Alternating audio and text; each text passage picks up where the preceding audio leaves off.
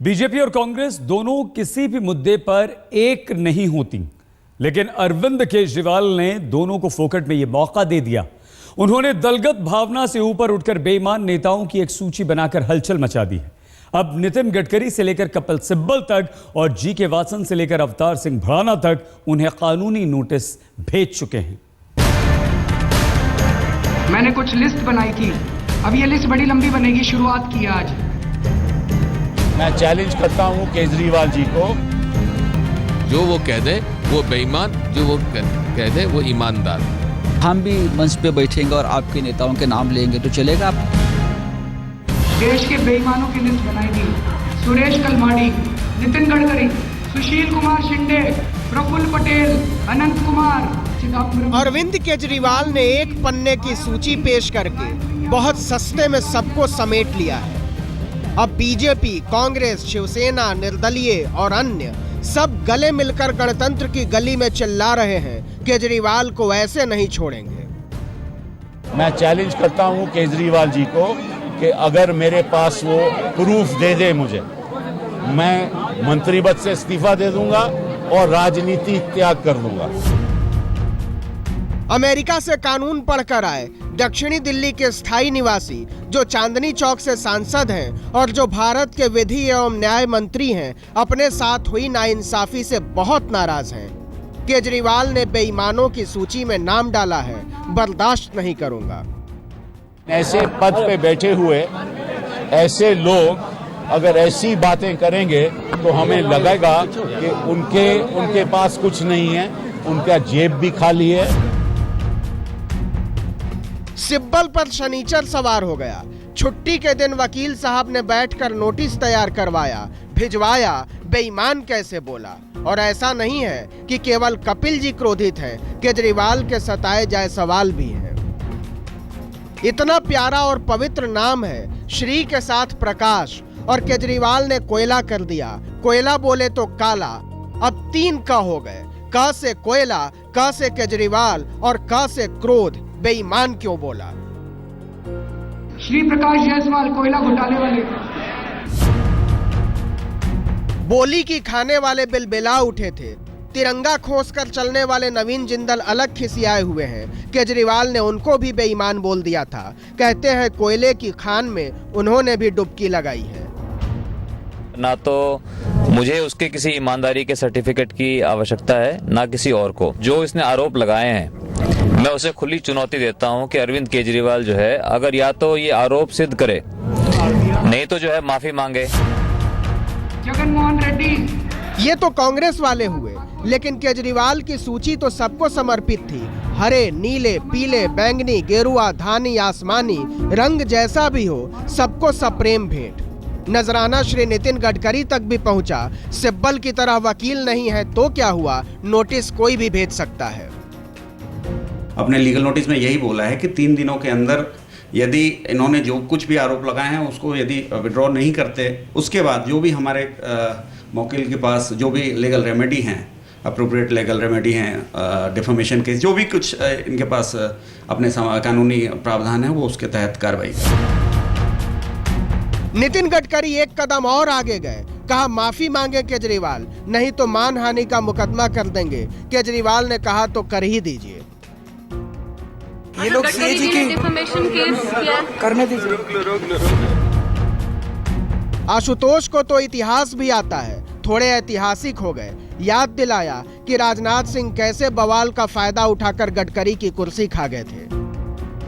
केजरीवाल ने बेईमानों की एक सूची जारी करके अपने विरोधियों में दुर्लभ एकता कायम कर दी है।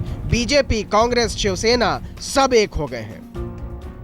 केजरीवाल जी अब दिल्ली के मुख्यमंत्री हैं, राजनीति में आए हैं, और इस प्रकार से राजनीति नहीं होती। जैसे कि इस प्रकार से आपको किसी ने अधिकार नहीं दिया है। कल हम भी मंच पे बैठेंगे और आपके नेताओं के नाम लेंगे तो चलेगा। अब बेईमानों की सूची के साथ ही केजरीवाल को वकीलों की भी एक सूची बनानी होगी, जो हर नाम से आने वाले नोटिस और मुकदमों का जवाब तैयार करेगा। फिलहाल तो केजरीवाल राष्ट्रीय राजनीति की धुरी बन गए हैं। कोई साथ हो या खिलाफ, लेकिन खारिज करके आगे नहीं बढ़ पा रहा। दिल्ली से बालकृष्ण और कुमार विक्रांत के साथ आज तक ब्यूरो। आखिर अरविंद केजरीवाल ने ऐसा क्या कहा था जिस पर सारे दलों ने उन्हें लोकतांत्रिक परंपराओं का दुश्मन साबित करना शुरू कर दिया? आम आदमी पार्टी ने यह साफ कर दिया है कि वो मानहानि के मुकदमों की परवाह नहीं करती। देखिए उस फसाने का सच जिस पर फसाद खड़ा हो गया है। नितिन गडकरी, सलमान खुर्शीद, मायावती, मुलायम सिंह यादव, फारूक अब्दुल्ला, जगन मोहन रेड्डी, कपिल सिब्बल, कमलनाथ, अनुराग ठाकुर, पवन बंसल, प्रफुल्ल पटेल। अरविंद केजरीवाल ने कुछ नाम नहीं पढ़े थे, कोहराम का बयाना लिया था, ले दनादन नोटिस। कपिल सिब्बल, जीके वासन, नितिन गडकरी, अनंत कुमार, जवाब दीजिए बेईमान कैसे बोला, और बोला तो बोला, खुलेआम कैसे बोला। श्री प्रकाश जायसवाल, कोयला घोटाले वाले।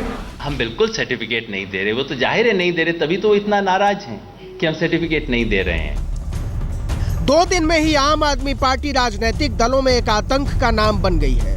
बिना सबूत के सीएम ने बेईमानों की सूची बना डाली थी, बनाई तो बनाई, कहा संसद से बाहर रखेंगे इस बार। हमारा मकसद होना चाहिए कि संसद के अंदर एक भी भ्रष्टाचारी ना पहुंचे।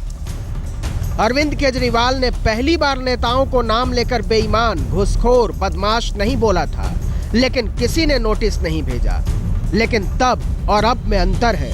तब वो सड़क के संघर्ष वाहक थे और अब सल्तनत के सीएम हैं। बताते हैं कि सीएम को बिना बड़े सबूत के किसी को बेईमान या बदमाश नहीं बोलना चाहिए। अब ये लिस्ट बड़ी लंबी बनेगी, शुरुआत की आज। अगर इसमें कोई ईमानदार हो, गलती से आ गया हो तो बता देना, नहीं तो मैंने देश के बेईमानों की लिस्ट बनाई दी। कोयले में, कफन में, तरंगों में, उमंगों में, पनडुब्बी में, हेलीकॉप्टर में, मकान में, दुकान में हमारा इतिहास घोटालों की बहुरंगी छटाओं से समृद्ध रहा है। इन घोटालों में शामिल लोग सिद्ध और प्रसिद्ध दोनों होते चले गए, लेकिन ऐसे कोई नहीं बोलता जैसे केजरीवाल ने बोल दिया है, खुलेआम बेईमान।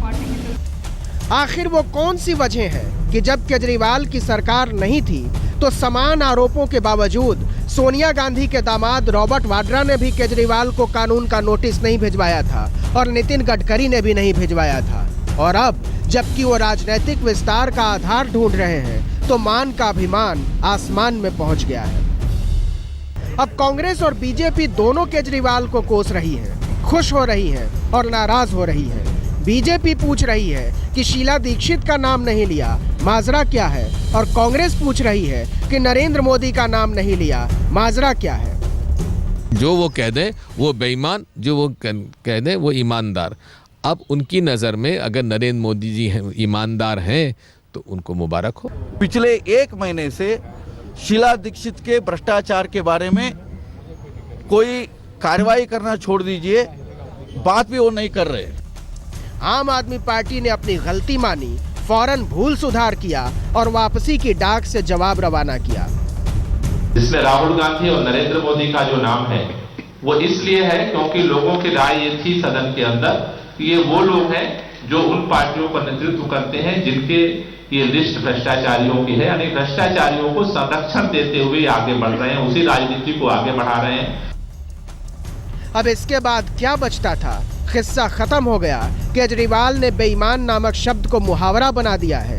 जमी जमाई राजनीति के जमींदार इसे ले उड़े हैं। छोटा बेईमान, बड़ा बेईमान, छिपा बेईमान, जाहिर बेईमान, कुर्सी वाला बेईमान, कुनबे वाला बेईमान और ईमान गुफा में छिपा बैठा है।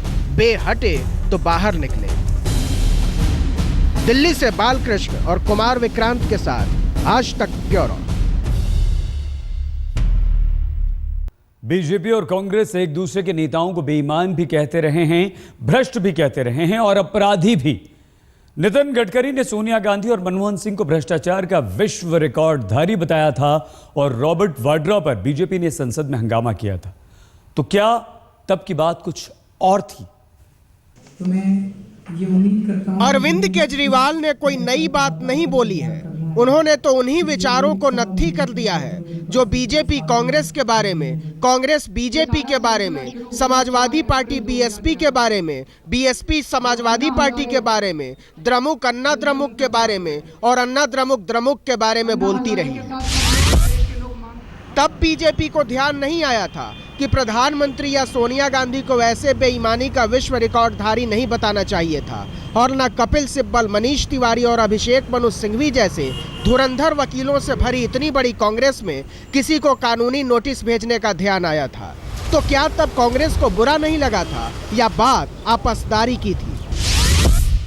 नरेंद्र मोदी जी कहते हैं कि वो भ्रष्टाचार के खिलाफ है और दूसरी तरफ वो येडियुरप्पा को गले लगाते हैं, तो ये डबल स्टैंडर्ड है। कहना एक चीज है और करते हैं और कुछ। कांग्रेस और बीजेपी दोनों एक दूसरे को चोर, बेईमान, घोटालेबाज कहती रही है, लेकिन ना किसी ने नोटिस की परवाह की और ना नैतिकता की। सच कहिए तो कांग्रेस और बीजेपी ने बेईमान शब्द को मजाक बना दिया था। यह शब्द अपना अर्थ खो बैठा था तब भी जब केजरीवाल ने रॉबर्ट वाड्रा और नितिन गडकरी दोनों को बेईमानी के कटघरे में एक साथ ला खड़ा किया था। तब कांग्रेस और बीजेपी दोनों ने एक दूसरे पर मजे लिए थे और फिर दोनों ने खुद ही मान लिया कि वो बेदाग हो गए। Why do individuals feature in our, who is not a government employee? He is not a politician. Why should he be featuring in Parliament? The concerned state and the respective law enforcement agencies will look into the matter. Why would Parliament do? एक भी भ्रष्टाचार का आरोप वो Bharatiya Janata party के अध्यक्ष पर नहीं लगा सके। ये मेरा चोर, ये तेरा चोर, ये सब चलता रहा है। कभी किसी को इतना बुरा नहीं लगा कि बुरा मान जाए। बुरा लगा तब जब केजरीवाल ने सीएम बनने के बाद भी बेईमान कहना जारी रखा, वरना बेईमानी को तो भाईचारे में भूल जाने की रस्म मानती रही हैं पार्टियां। दुश्मनी जमकर करो, बस इतनी गुंजाइश रहे, जब कभी हम दोस्त बन जाएं तो शर्मिंदा ना हो। क्या ये सिर्फ एक शेर है या फिर एक राजनीतिक संदेश? अब जब भूतकाल की बेईमानियां भविष्य काल के कटघरे में है, तो आम आदमी भी संदेशों को समझने की कोशिश कर रहा है। सियासत खुल रही है, इसे खेल समझना अब खिलाड़ियों के लिए खतरनाक न हो जाए। आज तक ब्यूरो।